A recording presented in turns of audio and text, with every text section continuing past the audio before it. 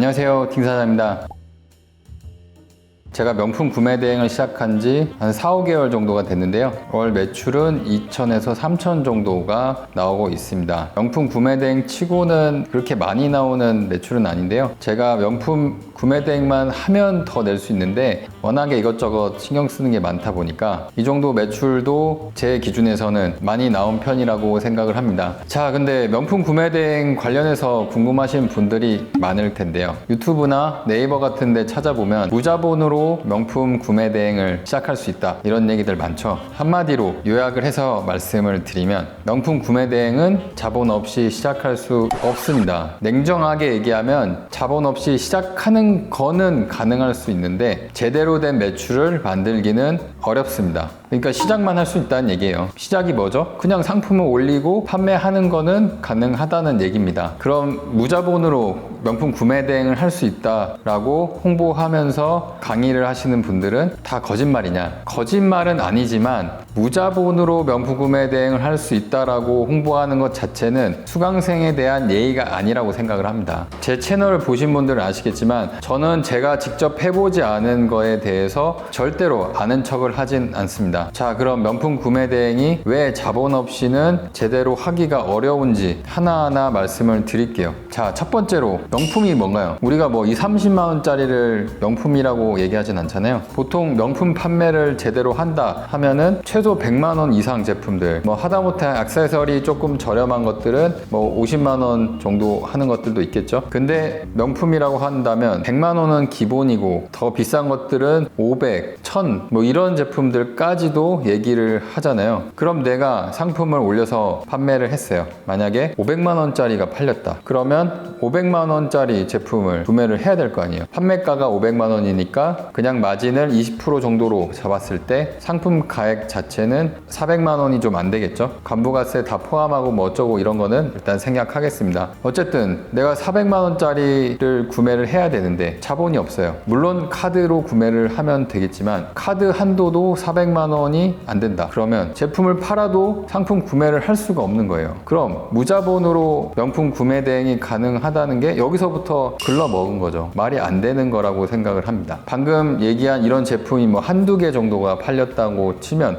어떻게 주변에 뭐 가족의 돈을 빌려서 구매를 한다 쳐요. 근데 내가 생각보다 소싱을 잘했어. 그리고 마켓 확장도 잘 해가지고 예상보다 더 많이 막 10개, 막 20개 이렇게 판매가 됐어요. 그러면 평균 200만 원짜리를 10개 팔았다고 쳐도 내가 상품을 구매해야 되는 돈이 최소 1000만 원이 넘는 거잖아요. 그럼 내가 1000만 원이 없어요. 게다가 구매 대행은 아시다시피 보통 배송 기간이 2주에서 3주까지도 걸린단 말이에요. 그럼 내가 제품을 구매해서 2, 3주 뒤에 배송이 완료돼서 그 판매 금액에 대한 정산을 받는 데까지 한 달 이상이 걸릴 수 있단 말이에요. 그럼 내가 카드 결제를 했다고 하더라도 당장 다음 달 카드 결제 금액은 내가 감당을 해야 되잖아요. 근데 정산이 되기 전이니까 그 돈이 없으면 상품 구매를 할 수가 없는 거죠. 이러한 이유 때문에라도 명품 구매 대행을 자본 없이 할 수 있다는 것은 애초에 성립할 수가 없다는 얘기입니다. 자, 그럼 이어서 두 번째 이유에 대해서 또 말씀을 드릴게요. 우리가 미국에서 만약에 상품을 소싱을 한다고 하면 현금으로 제품을 구매할 일이 별로 없을 수도 있습니다. 근데 명품 구매 대행을 제대로 하려면 무조건 유럽 시장까지 같이 확장을 해야 돼요. 근데 우리가 유럽에서 상품을 저렴하게 구매하려면 뭘 해야 되죠? 부가세 환급을 받아야 되잖아요. 솔직히 부가세 환급 받지 않고 유럽에서 명품 상품을 구매해서 배송 대행으로만 고객한테 판매할 수 있는 방법은 그렇게 많지가 않습니다. 애초에 가격 경쟁력이 안 돼요. 샤넬이나 에르메스 같은 제품 자체를 구하기 어렵거나 현지 업체들도 부가세 환급을 잘 받지 못하는 그런 브랜드를 제외하고는 대부분 부가세 환급 없이 명품 구매 대행 판매를 하는 게 별로 의미가 없습니다. 자, 그럼 우리가 부가세 환급을 받으려면 보통은 사업자 배대지를 통해서 구매를 해야 되는데 그런 경우에 대부분의 사업자 배대지들이 현금으로 또는 송금으로 상품을 구매를 하기 때문에 여러분들이 돈이 없으면 상품을 구매할 수가 없어요. 당연히 상품을 구매할 돈이 없으니까 판매하는 것 자체가 의미가 없어지는 거죠. 샤넬이나 에르메스도 마찬가지입니다. 한국에서 직접 결제해가지고 배대지로 해당 브랜드의 상품을 보내는 게 되게 어려워요. 에르메스도 프랑스에서 한국 카드로 직접 결제해서 배대지로 보내면 90% 이상은 취소당합니다. 그렇기 때문에 이런 제품들도 어쩔 수 없이 유럽 현지 업체한테 구매 대행을 요청해야 돼요. 홈페이지에서 구매가 안 되면 매장에 가서라도 구매를 해야 되잖아요. 근데 내가 뭐 비행기 타고 가서 구매할 거예요? 그래서 결론적으로 유럽에서 명품 구매 대행을 하기 위해서는 무조건 돈이 있어야 된다는 얘기입니다. 자, 그리고 마지막으로 세 번째 이유가 또 있어요. 우리가 명품 구매 대행을 좀 하다 보면 현지 아울렛 제품들도 취급을 할 수밖에 없거든요. 그럼 현지 업체들 통해서 구매를 대행해야 되는데 웬만한 유명 아울렛 매장들은 구매 자체도 엄청 치열해요. 일단 한국에서 명품 구매 대행하는 사람들도 굉장히 많고 병행 수입하는 사람들도 엄청 많습니다. 근데 한국 사람들만 있어요? 중국 판매자들도 엄청나게 많아서 현지 거래처에서도 중국 업체들이 엄청나게 사간다는 얘기를 항상 합니다. 자, 그럼 이런 상황에서 내가 원하는 제품이 원하는 가격에 아울렛에 있다고 쳐요. 만약 공급처에서 뭐 이런 제품이 현재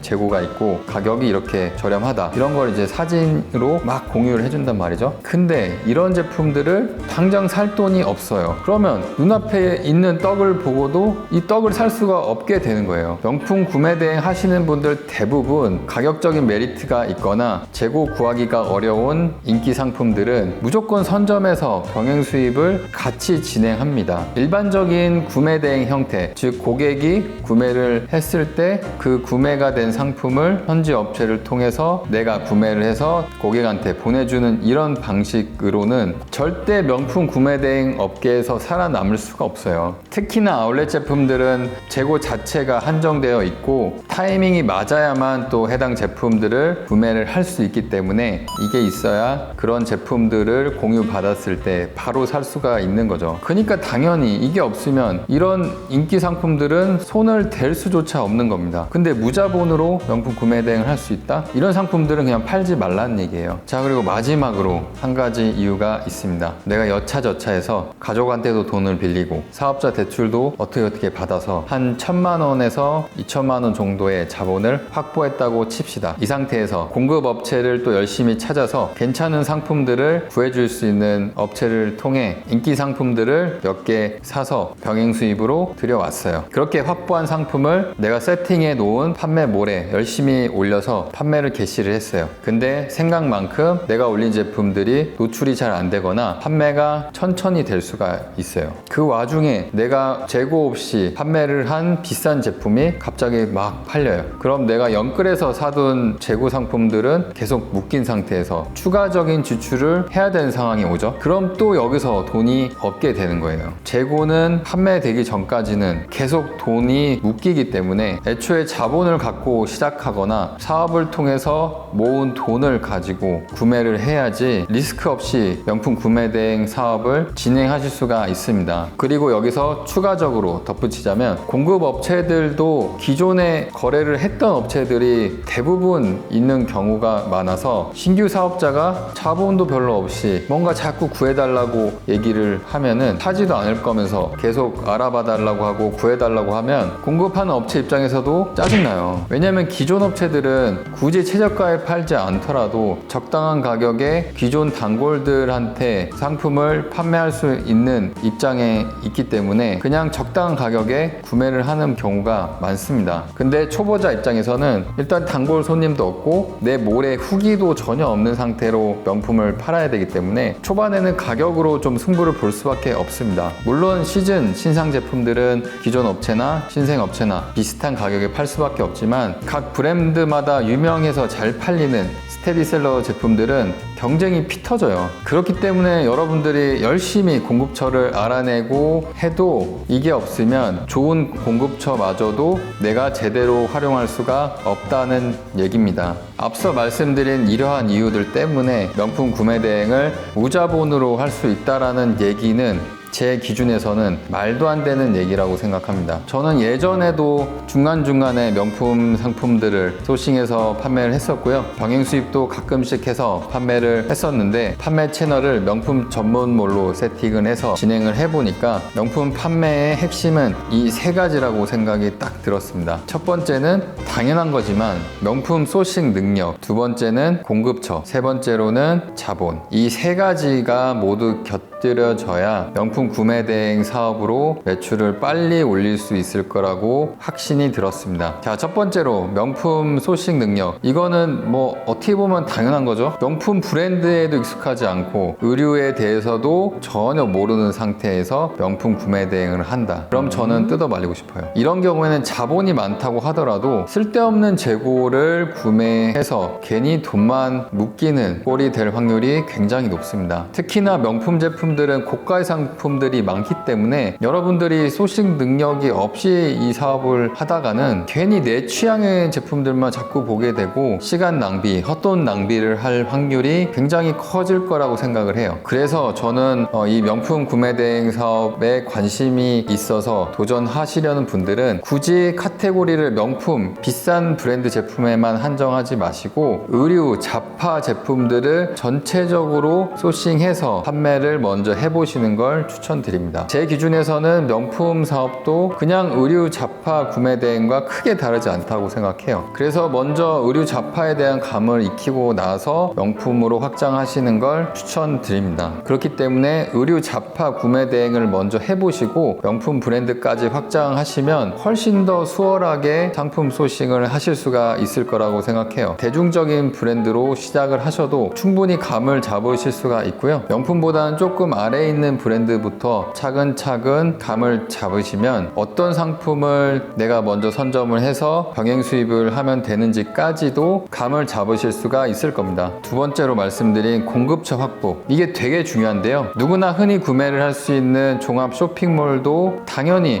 잘 알고 있어야 되고요. 사업자 간 거래를 하는 현지 구매 대행 업체들도 당연히 국가별로 세팅을 해놓으면 그만큼 양질의 제품을 필요한 때 언제든지 공급받으실 수가 있겠죠. 제가 직접 해보니까 이 공급처는 많으면 많을수록 무조건 좋다고 생각을 합니다. 미국도 물론 있으면 좋고요. 독일, 프랑스, 영국, 이태리, 스페인, 그리고 미국까지 이 정도 세팅만 다 해놔도 웬만한 제품들은 다 구하실 수가 있을 겁니다. 물론 내가 원하는 가격에 항상 구할 수 있진 않지만 그래도 각 국가별로 내 거래처가 확보가 되면 특정 국가에서 자주 구매를 했던 상품이 품절이 되거나 경쟁이 치열할 때 다른 국가에서 조금 더 비싸게 구하더라도 일단 제품을 확보할 수만 있으면 내가 판매를 할 수 있는 확률이 커지기 때문에 당연히 공급처가 많으면 많을수록 좋을 수밖에 없겠죠. 자, 세 번째로 말씀드린 자본. 이렇게 공급처를 많이 확보한다고 하더라도 내가 이게 없으면 아무 의미가 없어지는 거라고 생각해요. 공급처 입장에서도 꾸준히 거래를 해야 자꾸 뭐라도 하나 더 먼저 주려고 하고 구하기 어려운 거 이쪽에 주다가도 한 번씩 나한테 주고 거기서 더 거래량이 커지면 웬만하면 나한테도 좋은 상품들을 구해주려고 노력을 하겠죠. 그렇기 때문에 명품 구매 대행 사업을 할 때는 이 자본이 굉장히 중요하다는 얘기입니다. 자, 이렇게 해서 명품 구매 대행이 무자본으로 시작하는 게 의미가 별로 없다라는 얘기를 여러 가지 이유를 정리를 해서 말씀을 드렸는데요. 이 명품 구매 대행 사업은 매출이 한번 오르기 시작하면은 또 빨리 성장할 수 있는 분야라고 생각을 하기 때문에 그렇게 매출이 많이 오를 때 계속 성장하려면 적당한 자본이 꼭 있어야 된다라고 생각합니다. 그러니까 여러분들 무자본의 명품 구매 대행을 할 수 있다 이런 얘기에 현혹되지 마시고 특히 그런 강의에 비싼 돈을 주면서 들으실 필요는 전혀 없다라고 생각이 되고요. 그 전에 의류 잡화 카테고리 구매 대행을 먼저 해보시고 직접 조금 해보니까 이 카테고리 구매 대행이 나랑 좀 맞다라고 생각이 되면 그때 뭔가 유료 강의를 들으시거나 공급처를 적극적으로 찾으셔서 명품 구매 대행을 시작하시면 좋을 것 같습니다. 끝으로 제가 직접 운영하는 퍼스트 클래스 카페에서도 명품 구매 대행 관련 정보 외에도 유럽이나 미국 구매 대행 관련 정보를 정보를 많이 얻어 가실 수 있으니까요. 굳이 강의를 듣지 않더라도 혼자 스스로 조금이라도 해보시고 그 다음 스텝으로 가시면 좋을 것 같습니다.